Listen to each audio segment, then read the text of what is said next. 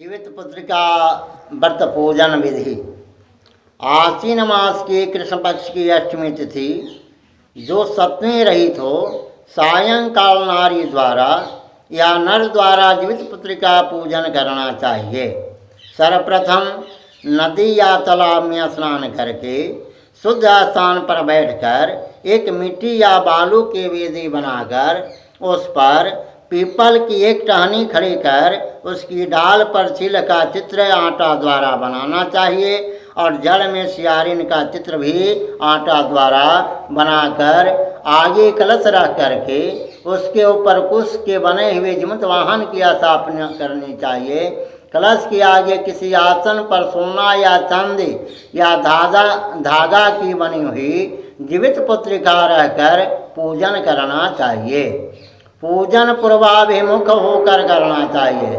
सर्वप्रथम संकल्प करके गणेश जी का पूजन करना चाहिए। इसके बाद जीवित पुत्रिका का आवाहन करना चाहिए।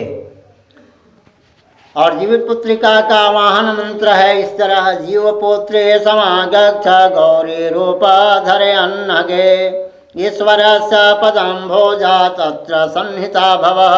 जीवित पुत्रिकाए नमः आवाहयामि ऐसा बोलकर फूल अक्षत को रख देनी चाहिए। और राजा जीवित वाहन का वाहन करे। ये आये ही निर्वसादोल राजन जीवित वाहन कृपया मम सानिध्यम कल्पयस्व सदा प्रभो। जीवित वाहनाय नमः आवाहनम समर्पयामि फूल अक्षत जीवित वाहन यानी कुशा की बनी हुई आकृति पर रख देनी चाहिए।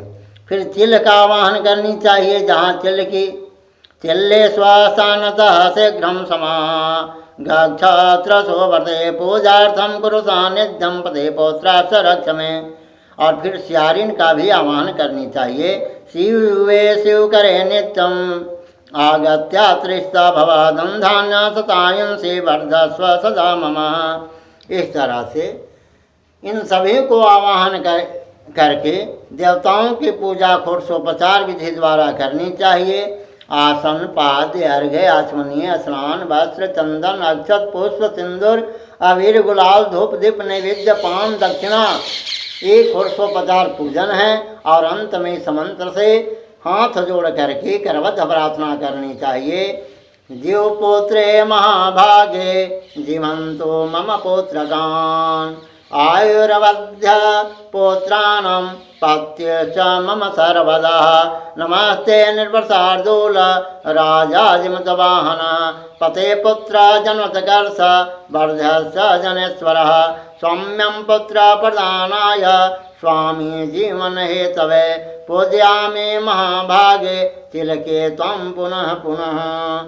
इस तरह प्रार्थना करके कथा को सुननी चाहिए और कथा पर ध्यान देनी चाहिए कि इसमें व्रत का क्या निर्णय दिया गया है, उसी अनुकूल व्रत को करना चाहिए।